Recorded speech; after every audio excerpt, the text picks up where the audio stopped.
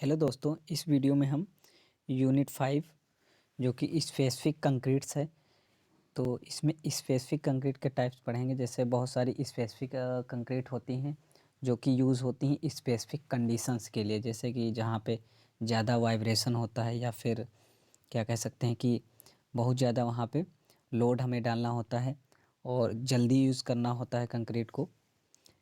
तो उसके लिए कुछ स्पेसिफिक टाइप की कंक्रीट्स होती हैं, उनके बारे में इस यूनिट्स में हम देखेंगे कौन कौन सी हैं और उनकी क्या प्रॉपर्टीज़ हैं और उनके क्या डिसएडवांटेज हैं और क्या एडवांटेजेस हैं। तो सबसे पहले देखते हैं सेल्फ कंपैक्टिंग कंक्रीट, जिसको बोलते हैं एससीसी। ये क्या होता है? एससीसी ऐसा जो है कंक्रीट होता है कि उसमें क्या है तो फ्लोबिलिटी बहुत ज़्यादा होती है और वर्केबल भी होता है। कहने का मतलब ये है कि जो है लिक्विडिटी उसमें ज़्यादा रहेगी, मतलब पानी की मात्रा जो है ऑलरेडी पहले से ज़्यादा रहती है। तो उसको यूज कहाँ पे करेंगे? जैसे कि कॉलम वगैरह जहाँ पे पोर किया जाता है, उस कंडीशन में हम जैसे रेनफोर्समेंट आपका पड़ा है, स्टील पड़ा हुआ है, वहाँ पे जहाँ पे स्टील पड़ा है, जैसे प्री स्ट्रेस बीम हो गई, उसके लिए इसका यूज करते हैं हम। तो देखते हैं यहाँ पे, देखिए डिफिनेशन क्या दे रखी है। डिफिनेशन है self compacting concrete is a concrete that can be compacted into every corner of framework purely by means of its own weight without using any external vibrators। कहने का मतलब यह है कि वो पहले से जो है फ्लोवेल कंडीशन में होती है, तो उसको जब हम डालते हैं तो वहाँ पे ना किसी वाइब्रेटर्स की ज़रूरत पड़ती है, ना किसी मतलब किसी टैंपिंग करने की, जैसे कि दुरमुट वगैरह होता है उससे हम उसको क्या कहते हैं कंपैक्ट करते हैं, उसकी ज़रूरत नहीं थी। वो उसको जब डालते हैं तो थोड़ा लिक्विड में रहती है, तो अपने आप वो सेट हो जाती है, मतलब हर एक कॉर्नर में पहुंच जाती है आराम से। तो इसमें जो है मेनली फाइन जो एग्रीगेट होते हैं वो कुछ ज़्यादा होते हैं रेस्पेक्ट टू कोर्स एग्रीगेट। इस वजह से इसमें कंपैक्टिंग की भी हमें ज़रूरत नहीं होती है। तो ये सेल्फ वेट के कारण जो है क्या कहते हैं, इसका कंपैक्शन हो जाता है। तो आप समझ गए होंगे सेल्फ कंपैक्टिंग कंक्रीट क्या होती है। और जहाँ पे ज़्यादा जो है वाइब्रेशन का क्या कहते हैं वाइब्रेशन आते हैं, डेवलप होते हैं वाइब्रेशन, वहाँ पे इसका यूज कर लेते हैं। और बाकी प्री स्ट्रेस बीम में भी इसका यूज़ होता है। तो इसमें जो HRWR मतलब कि हाई रिड्यूसिव वाटर जो रेशियो होता है वो कम होता है, तो इसमें सेग्रीगेशन भी कम रहता है, सेग्रीगेशन के कम चांसेस रहते हैं, तो नॉन सेग्रीगेशन कंक्रीट कह सकते हैं। और हाईली वर्केबल भी होता है, इसलिए इस कंक्रीट को हम SCC को जो है सुपर वर्केबल कंक्रीट भी बोल सकते हैं। It is also known as super workable concrete. और हाईली फ्लोवेल रहती है और सेल्फ लेवलिंग हो जाती है, मतलब लेवल हो जाती है अपने में। और बाकी बहुत सारी चीज़ें इसमें रहती हैं। तो आगे फिर देखते हैं हम नेक्स्ट क्वेश्चन। अब ये क्लियर हो गया होगा आपका, और इसको लॉन्ग आंसर में भी आप आराम से लिख सकते हैं। SCC को सेल्फ कंपैक्टिंग कंक्रीट नाम से ही पता चल रहा है कि जो है सेल्फ आउन वेट के कारण, अपने सेल्फ वेट के कारण ये कंपैक्ट हो जाती है। सेकंड है discuss the materials required for self compacting concrete, मतलब जो SCC में आपके मटेरियल्स यूज़ होते हैं उनके बारे में आपको यहाँ पे डिटेल्स देनी है। तो सबसे पहला आपका सीमेंट, उसके बाद फाइन एग्रीगेट यूज करेंगे, कोर्स एग्रीगेट भी यूज करेंगे, और वाटर तो बहुत ज़रूरी है, वाटर भी यूज करेंगे। और फिर इसमें जो एडमिक्सचर्स डालते हैं आप, एडमिक्सचर में ले लीजिए जैसे सुपर प्लास्टिक साइज़र है, और विस्कोसिटी को मॉडिफाई करने के लिए एजेंट जो होते हैं, और एंड एयर इंट्रेडिंग एजेंट जो होंगे एयर को हटाने के लिए, रिमूव करने के लिए, वो सारे आप इसमें डालेंगे। फिर जो है मिनरल एडमिक्सचर्स जो होते हैं आपका, जैसे कि फ्लाई ऐसे हो गया, ग्रेनुलेटेड ब्लास्ट फर्नेस स्लैग हो गया, GVFS जिसको बोलते हैं, सिलिका फ्यूम हो गई, ये सारी चीज़ें आप मिनरल एडमिक्सचर के रूप में इसमें यूज करते हैं। तो ये आप इसमें लिख देंगे, बाकी इसकी डिटेल्स भी लिख सकते हैं अगर लॉन्ग आंसर आया तो। फिर अगला है what are the advantages of self compacting concrete. फिर इसके जो है क्या एडवांटेजेस रहते हैं वो हम देखते हैं। तो सबसे पहला एडवांटेज है कि इसको जो है कंपैक्शन की ज़रूरत नहीं पड़ती है, मतलब किसी वाइब्रेटर्स का हम यूज नहीं करते हैं इसमें, ये अपने आप जो है सेल्फ वेट के कारण कंपैक्ट हो जाती है। तो इसमें देखिए पॉइंट है, improves the quality durability reliability of concrete structure due to better compaction और होमोजेनिटी ऑफ कंक्रीट, मतलब ये जो होमोजीनियस मिक्सचर के टाइप में इसमें कंक्रीट का जो है एक होमोजीनियस मिक्सचर रहता है और बेटर कंपैक्शन भी देती है और इससे जो है क्वालिटी को इम्प्रूवमेंट मिलता है, ड्यूरेबिलिटी भी बढ़ जाती है और रिलायबिलिटी मतलब काम करने में भी आसानी रहती है, मतलब वर्केबिलिटी भी बढ़ जाती है। फिर है रिड्यूस परमेबिलिटी। परमेबिलिटी जानते हैं, मतलब परमेबिलिटी क्या होती है, वाटर को पास करने की जो कैपेसिटी होती है, उनके पोर से जो वाटर पास करता है उसको परमेबिलिटी बोलते हैं। तो परमेबिलिटी को रिड्यूस करता है क्योंकि इसमें फाइन एग्रीगेट जो है और लिक्विड मात्रा में होंगे, मतलब लिक्विड में होंगे तो जो है हर एक वाइट्स को फिल कर लेंगे, इस वजह से परमेबिलिटी जो है कम हो जाती है, पानी इतनी जल्दी पास नहीं हो पाता है। फिर थर्ड है ease of placement result in cost saving. मतलब प्लेसमेंट में आपको जो है प्लेस करने में आसानी से प्लेस हो जाता है, वाइब्रेटर्स की ज़रूरत नहीं पड़ती या अलग लेबर चार्ज की ज़रूरत नहीं पड़ेगी आपको वाइब्रेटर करने के लिए। तो ये इसमें जो है कॉस्ट भी सेविंग हो जाती है, तो इकोनॉमिकली भी इसको हम बोल सकते हैं कि अच्छी रहती है यूज करने के लिए। और ये आप देखा होगा जब हम कॉलम बनाते हैं तो कॉलम में जो कंक्रीट भरते हैं और सरिया उरिया लगा के सरिया डाल के फिर जो कंक्रीट डालते हैं तसले से या किसी चीज़ से डालते हैं, वहाँ पे ये SCC मॉडल ही रहती है। मतलब देखिएगा थोड़ा सा वो मिस्त्री जो है लिक्विड मात्रा में बनाता है उसको, मतलब ज़्यादा पानी रहता है उसमें, तो वो SCC ही रहती है। फिर नेक्स्ट क्वेश्चन है what do you understand by fibre reinforced concrete, जिसे हम FRC बोलते हैं। तो FRC क्या होती है, जैसा कि फाइबर इसमें देखिए नाम आया है फाइबर, तो इसमें हम फाइबर्स का यूज करते हैं। फाइबर्स मतलब क्या होते हैं, जो मतलब एक रेसे रेसे हिंदी में रेसे बोलते हैं, तो वही इसमें यूज कर लिए जाते हैं कंक्रीट के साथ में। जैसे RCC में क्या यूज करते हैं, हम स्टील का यूज करते हैं, रेनफोर्समेंट स्टील या और कोई चीज़ का, तो मैक्सिमम टाइम स्टील ही यूज करते हैं। स्टील और कंक्रीट का जानते हैं क्यों यूज करते हैं, क्योंकि उसका जो थर्मल एक्सपेंशन होता है वो अप्रॉक्सीमेटली मतलब लगभग बराबर रहता है, इस वजह से हम कंक्रीट के साथ में स्टील को यूज कर सकते हैं। तो यहाँ पे देख रहे हैं फाइबर रेनफोर्समेंट कंक्रीट, तो जो रेनफोर्समेंट में यूज करेंगे उसको हम फाइबर यहाँ पे यूज करते हैं, ना कि स्टील यूज करेंगे। तो देखिए इसमें क्या क्या मतलब रहते हैं, कंक्रीट कंटेनिंग सीमेंट, सीमेंट रहेगा, वाटर एग्रीगेट, फिर डिसकंटिन्यूअस यूनिफॉर्मली डिस्पर्स्ड और डिस्क्रीट फाइबर्स इस कॉल्ड फाइबर रेनफोर्स्ड कंक्रीट। मतलब ये सारी चीज़ें इसमें डालनी पड़ती हैं FRC बनाने के लिए। ओके, फिर देखिए नेक्स्ट है what are the affecting factors of properties of fibre reinforced concrete. तो जो FRC को अफेक्ट करते हैं वो कौन कौन से फैक्टर्स हैं उनके बारे में आपको इसमें बताना है। तो सबसे पहला फैक्टर्स हो गया मिक्सिंग, मिक्सिंग इसको इफ़ेक्ट करेगा। फिर है workability and compaction of concrete, ये सारी चीज़ें जितनी भी कंक्रीट रहेंगी सब में लगभग रहता है कि वर्केबल नहीं होगा तो उसको इफ़ेक्ट करेगी, मिक्सिंग भी इफ़ेक्ट करता है और उसका कंपैक्शन नहीं हुआ तब भी इफ़ेक्ट करता है। अब ये कंपैक्शन की ज़रूरत आपको SCC में नहीं होती, सेल्फ कंपैक्टिंग कंक्रीट में। फिर है साइज़ ऑफ कोर्स एग्रीगेट, मोटा मिला हुआ मतलब कैसा यूज कर रहे हैं, गिट्टी किस साइज़ की है उस पर भी डिपेंड करेगा। फिर ओरिएंटेशन ऑफ फाइबर्स, फाइबर्स का ओरिएंटेशन कैसा है, किस टाइप का डाल रहे हैं, जैसे इस टाइप का ऐसे डाल रहे हैं ऐसे डाल रहे हैं, किस टाइप का उसका ओरिएंटेशन है उसमें FRC में। फिर एस्पेक्ट रेशियो ऑफ फाइबर्स, उनका रेशियो क्या है। फिर वॉल्यूम ऑफ फाइबर्स, कितने वॉल्यूम में उसमें डाला जा रहा है। तो ये सारी चीज़ें उस पर जो है डिपेंड करता है, इनके फैक्टर्स ये सारे रहते हैं FRC के जिन पे वो डिपेंड करती हैं। फिर आगे देखिए क्वेश्चन है give the advantage of FRC। तो एडवांटेज आपको बताना है इसमें जो उसके लाभ हैं फाइबर रेनफोर्समेंट कंक्रीट को यूज करने के।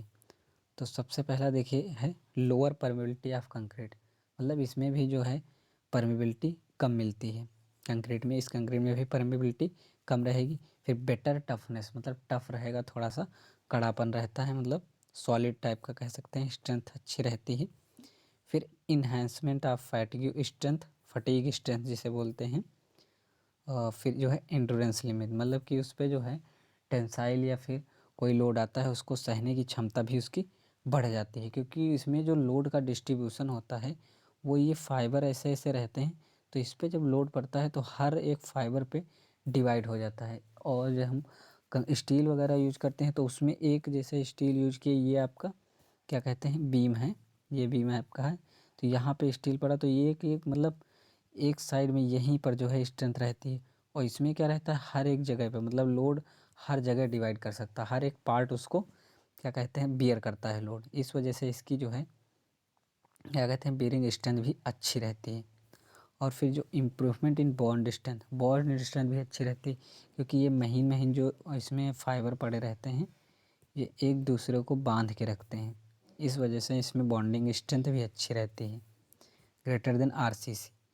फिर है reduction in shrinkage and cracking और श्रिंकेज के भी जो है कम चांसेज रहते हैं कि उसमें मतलब कहीं पे क्रैक आए या फिर मुड़ने का, श्रिंकेज का ये कम चांस रहता है, क्योंकि बहुत पास पास ये जो रेसेस में होते हैं फाइबर्स वो लगे रहते हैं। फिर आगे है question, discuss the application of fibre reinforce concrete. Application इसका बताना है फारसी का, मतलब कहाँ पे ये यूज होगा फारसी जो फाइबर रेनफोर्समेंट कंक्रीट होता है। तो देखिए सबसे पहले repairs and rehabilitation of work, मतलब रिपेयरिंग वर्क करा रहे हैं उसमें भी यूज कर सकते हैं। और फिर wearing surface to exciting bridge या कलवर्ट्स, जो पुलिया बनती हैं या पुल बनते हैं उसमें भी हम इसको जो है वेयरिंग सरफेस के रूप में यूज कर लेते हैं। फिर प्री कास्ट प्रोडक्ट, जो पहले से मतलब प्रोडक्ट्स बनाते हैं मटेरियल का यूज करके वहाँ पे इसका यूज कर लेते हैं। फिर ब्लास्ट रेजिस्टेंस स्ट्रक्चर्स, मतलब ब्लास्ट से जो रेजिस्ट करने के लिए जो स्ट्रक्चर बनाए जाते हैं ब्लास्ट वगैरह से, वहाँ पे इसका यूज करते हैं। फिर वाटर रिटेनिंग स्ट्रक्चर्स में भी यूज कर लेते हैं, जो भी मतलब वाटर को वाटर रिटेनिंग वाल जैसे बनाते हैं वहाँ पे भी यूज कर लेते हैं। रिटेनिंग वाल्स में रिटेनिंग स्ट्रक्चर्स हैं। फिर पेमेंट एंड फ्लोर्स, पेमेंट जैसे हाईवे का बन रहा है या कोई रोड का पेमेंट्स बना रहे हैं वहाँ पे यूज कर लेंगे, या फ्लोर्स बना रहे हैं उसमें भी इसका यूज़ हम कर सकते हैं। ठीक है, आप यूजेज लिख देंगे इसमें, देख लीजिए यूजेज ही पूछ रहा है एप्लीकेशन एफआरसी का कहाँ कहाँ पे यूज करेंगे आप।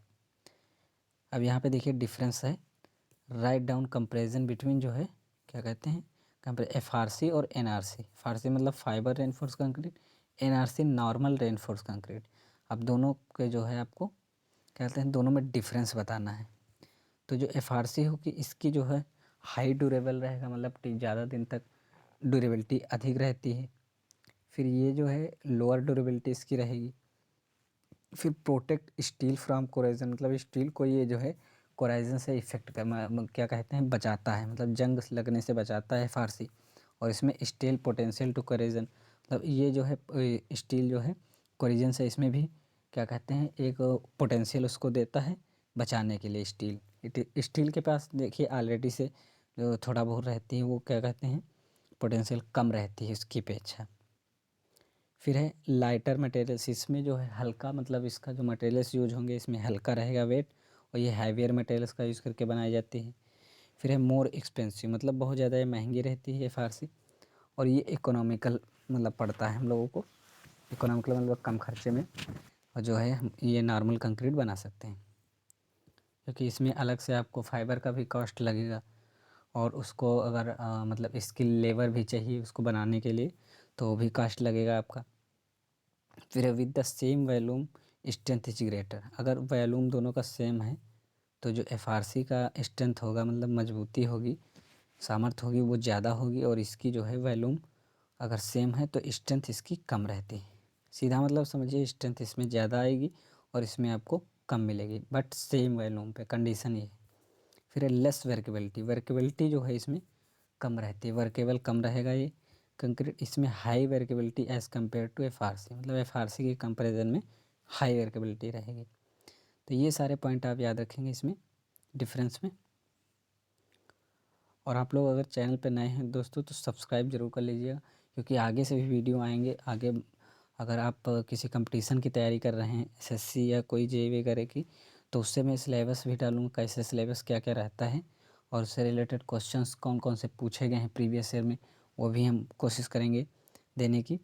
तो आप लोग जुड़े रहिएगा। अभी कल एग्ज़ाम ख़त्म हो जाएंगे, उसके बाद AKTO से रिलेटेड अगर कोई न्यूज़ आती है तो आपको इस चैनल पर मिलेगा। तो सबसे पहले आप सब्सक्राइब कर लीजिएगा और बेल आइकन को प्रेस कर दीजिएगा, और पूरा वीडियो वॉच करिएगा। लास्ट में इंपॉर्टेंट चीज़ एक बताएंगे हम, वो आप लोग पूरा देख के जाइएगा video. What is ferro cement, अब फेरो सीमेंट क्या होती है ये आपको बताना है। फेरो सीमेंट तो यहाँ पे देखिए ये जो होती है एक स्पेशल टाइप की जो है थिन वाल रेनफोर्समेंट सीमेंट रहती है, जो कि commonly constructed of hydraulic cement mortar reinforce with closely spaced layers of continuous and relatively small size of wire mesh. मतलब ये भी एक वायर मेश की तरह, मतलब जाल ऐसे बनाया जाता है, उस तरीके से ये थिन वाल रेनफोर्समेंट से, मतलब इसमें थिन क्या कहते हैं, वायर्स, बहुत पतले पतले वायर्स लेके एक जाल बुना जाता है। उसके बाद जो है सीमेंट वगैरह का यूज करके मोटर बना के बनाया जाता है इसको। फेरो सीमेंट इसको बोलते हैं, फेरो सीमेंट। ओके, फिर जो है फिर है what are the constituents of ferro cement. अब इसमें जो फेरो सीमेंट बनाने के लिए हम कॉन्स्टिट्यूएंट यूज करते हैं वो आपको बताना है इसमें कौन कौन से कॉन्स्टिट्यूएंट्स यूज करते हैं। तो सबसे पहला सीमेंट मोटर मिक्स आप लगाएंगे, और स्केलेटल स्टील, मतलब ये जो ढांचा आप बनाएंगे ये आपको स्टील का चाहिए। फिर स्टील मेश रेनफोर्समेंट या फिर फाइबर का रेनफोर्समेंट, पॉलीमेरिक मेश ये चाहिए, ठीक है, जाल चाहिए आपको। तो ये 3 चीज़ें इसमें लिखी गई इंपॉर्टेंट है, आप ये भी देख लीजिएगा। ये आप जितने टाइप के सीमेंट वगैरह हैं, फाइबर और रेनफोर्समेंट, एफआरसी वगैरह, ये पढ़ के जाइएगा, इससे कल क्वेश्चन आएगा ज़रूर। फिर देखिए, enumerate the manufactures techniques of ferro cement. जो आपकी मैन्युफैक्चरिंग टेक्निक्स हैं फेरो सीमेंट की वो बताना है आपको, कौन कौन सी टेक्निक का यूज करते हैं हम इसको बनाते हैं, मैन्युफैक्चर करते हैं।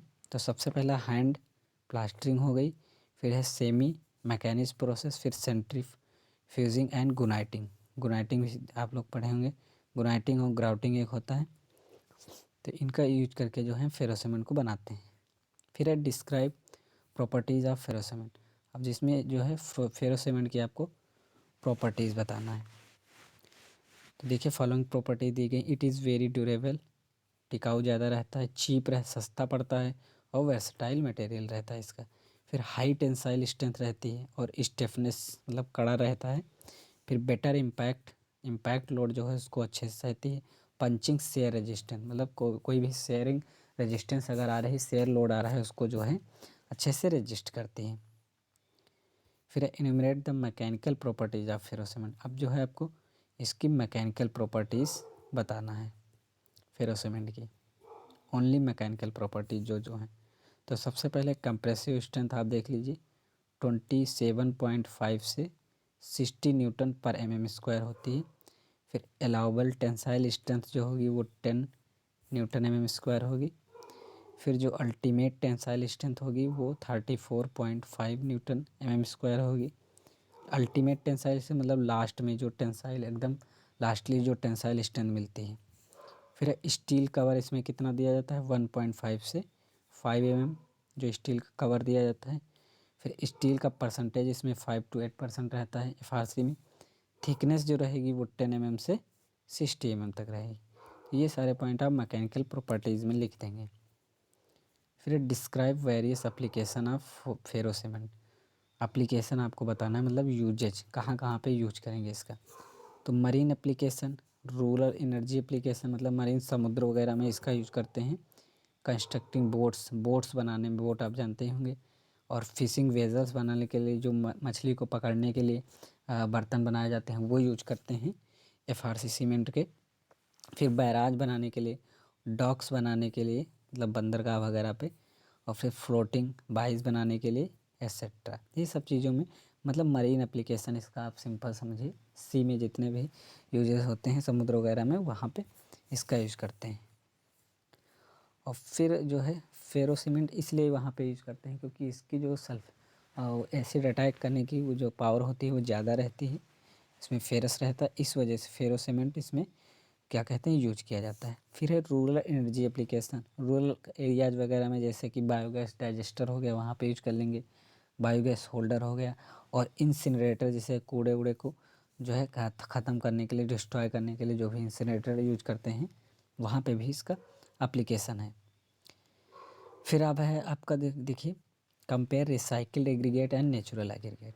जो आपका रिसाइकिल एग्रीगेट होता है, मतलब कि जो एग्रीगेट है उसको ख़राब होने के बाद जो दोबारा यूज करते हैं उसका, और नेचुरल एग्रीगेट का, दोनों में डिफरेंस आपको बताना है क्या होता है। तो देखिए यहाँ पे रिसाइकिल एग्रीगेट और नेचुरल एग्रीगेट। फर्स्ट है, it has rough textured angular elongated particles, मतलब जो रिसाइकिल एग्रीगेट होंगे उसका जो टेक्सचर रहेगा वो रफ रहेगा, मतलब स्मूथ नहीं रहेगा, और उनका शेप रहेगा एंगुलर और इलोंगेटेड पार्टिकल्स का शेप रहता है। फिर जो रहता है इसमें क्या अपोजिट रहेगा, स्मूथ रहेगा और राउंडेड कॉम्पैक्टेड पार्टिकल्स, मतलब राउंडेड रहेंगे, बहुत ज़्यादा कॉम्पैक्टेड होते हैं। फिर है इट इज़ वेल ग्रेडेड, इसमें वेल ग्रेडेड जो है पार्टिकल्स रहते हैं, एग्रीगेट रहते हैं। It is not well graded, इसमें वेल ग्रेडेड नहीं रहेंगे। और फिर है it has more water absorption, इसमें जो वाटर एब्जॉर्प्शन होगा एग्रीगेट का वो ज़्यादा रहता है, इसमें लेस वाटर एब्जॉर्प्शन रहेगा। फिर इसकी जो ड्राई डेंसिटी है वो लेस रहेगी, लोअर रहेगी, इसकी मोर वाटर डेंसिटी रहेगी। तो ये आप 3-4 पॉइंट याद रखेंगे। 2 नंबर में भी क्वेश्चन आ सकता है, लॉन्ग आंसर में भी आ सकता है। फिर एप्लीकेशन आपको बताना है, write down the application of recycled aggregate. Recycle जो एग्रीगेट होते हैं उनके आपको कहाँ कहाँ पे यूज करेंगे, तो इम्बैक्टमेंट फिल मटेरियल्स के यूज में और बैक फिल मटेरियल्स के यूज में। इम्बैक्टमेंट मतलब जैसे नहर वहर बनती है या फिर नदी नाले बनते हैं तो उसके किनारे जो ऊंचा थोड़ा सा पार्ट रहता है उसको इम्बैक्टमेंट बोलते हैं। Embankment site on the subgrade area recycle aggregate stabilise the base, मतलब बेस बनाने के लिए इसको हम वर्किंग सरफेस के रूप में यूज करते हैं, वहाँ पे इसका यूज कर लेते हैं। फिर बैकफिल मटेरियल्स के रूप में कैसे करते हैं, जैसे recycle aggregate can be used as a backfill materials in the pipe zone along trenches. एक खाई वाई बनाते हैं वहाँ पे जहाँ पाइप पड़ती है खाई में, वहाँ पे जो testing having testing in laboratory, जो टेस्टिंग करते हैं लेबोरेटरी में आफ्टर ट्रेंचिंग आफ्टर हैविंग, उसको टेस्ट करने के बाद लेबोरेटरी में जो पाइपिंग जोन बनाया जाता है वहाँ पे हम इसको यूज कर लेते हैं। लेकिन इसका जो है पहले से टेस्ट कर लिया जाता है एग्रीगेट का, फिर जो है हम यूज कर सकते हैं वहाँ पे, नहीं तो दिक्कत भी कर सकता है। तो ये 2 एप्लीकेशन आप इसमें याद रखिएगा।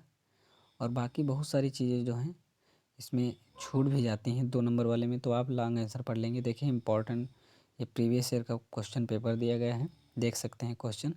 बल्किंग ऑफ साइंटिस्ट में आया हुआ है, थर्मल प्रॉपर्टीज़ ऑफ एग्रीगेट अभी हमने पढ़ा था, और प्लास्टिक कंक्रीट क्या होती है, वाटर सीमेंट रेशियो, और मिक्स डिज़ाइन भी पढ़ लीजिए। इसके 2 मेथड होते हैं, ACI मेथड और IS मेथड, मिक्स डिज़ाइन निकालने के, मिक्स प्रोपोर्शन निकालने के, वो ज़रूर पढ़ के जाइएगा। तो इसमें देखिए ये कुछ क्रीप वगैरह है, ये सब पढ़ लीजिएगा आप। प्लास्टिक साइजर्स पढ़ लीजिएगा, और सीमेंट ये देखिए क्वेश्चन दिया गया है, ये आप कुछ पढ़ के चाहिएंगे। ये देखिए यहाँ पे एक चीज़ है सिफकॉन, सिफकॉन देखते हैं क्या है सिफकॉन, ये देख लीजिए क्योंकि हो सकता है आपके एग्ज़ाम में आ जाए। देखिए यहाँ पे सिफकॉन क्या होता है, सिफकॉन का फुल फॉर्म लिखा हुआ है slurry infiltrated fibre concrete, slurry infiltrated fibre concrete इसका फुल फॉर्म होता है। और ये होता है कि one such high performance material, ये हाई परफॉर्मेंस मटेरियल है जहाँ पे मतलब स्पेसिफिक कंडीशंस होती हैं वहाँ पे यूज कर सकते हैं। दैट पॉजेज एक्सीलेंट मैकेनिकल, इस पे पास जो है एक्सीलेंट मैकेनिकल प्रॉपर्टीज़ होती हैं, coupled with greater energy absorption characteristics, मतलब एनर्जी एब्जॉर्प्शन की जो है ग्रेटर क्या कहते हैं एनर्जी एब्जॉर्प्शन की कैरेक्टरिस्टिक्स पर प्रॉपर्टीज़ होती हैं। तो यही सिर्फ कौन याद रखेगा, इतना आप याद रखेंगे, लिखने का अगर बाय द वे आ ही गया। लाइट वेट कंक्रीट समझ ही रहे होंगे क्या होता है, जिनका वेट जो है आप याद रखेंगे 11 से 20 और 19 से 20 kg मीटर क्यूब के बीच में रहता है, सॉरी डेंसिटी ये रहती है, डेंसिटी इनका हल्के वेट में रहते हैं, जैसे lower density than made using aggregates normal density consisting entirely light weight aggregate combination of light weight aggregate normal density aggregate, मतलब इनका कुल मिला के कहने का मतलब है डेंसिटी कम रहेगी, नॉर्मल वेट में रहती है, उन्हीं को हम लाइट वेट एग्रीगेट कंक्रीट बोलते हैं। तो दोस्तों सब्सक्राइब कर लीजिएगा चैनल को, और भी वीडियो आते हैं इससे इम्पोर्टेंट अगली जो है सेमेस्टर में, और जो सेकेंड ईयर के हैं जो भी भाई लोग हैं वो सब्सक्राइब कर लेंगे क्योंकि एग्ज़ाम उनका भी आने वाला है। तो आप लोग आपके दोस्त होंगे उनको शेयर कर दीजिएगा चैनल, इस पर आपको सारे वीडियो जो है मिलेंगे सारे सब्जेक्ट्स के, और बाकी भी कंपटीशन से रिलेटेड जो भी न्यूज़ है कुछ वैकेंसी वगैरह हैं वो मैं डालता रहता हूँ, तो आप लोग सब्सक्राइब कर लीजिएगा। और इस वीडियो में जो है आवाज़ वगैरह क्लियर होगी तो आप लोग एक बार कमेंट कर दीजिएगा, ओके, और पूरा वीडियो वॉच करिएगा। Okay, good luck, best of luck for exams, और जो है आप लोग अच्छे से पढ़ लीजिएगा, जो भी छोटा उटा है। थोड़ा सा लॉन्ग आंसर भी देख लीजिएगा इसके, क्योंकि मैंने क्विक रिवीजन कराया है, बहुत सारे लॉन्ग आंसर आप छूट जाते हैं, तो पढ़ लीजिएगा अपने आप। Okay, thank you so much और thanks for watching my video.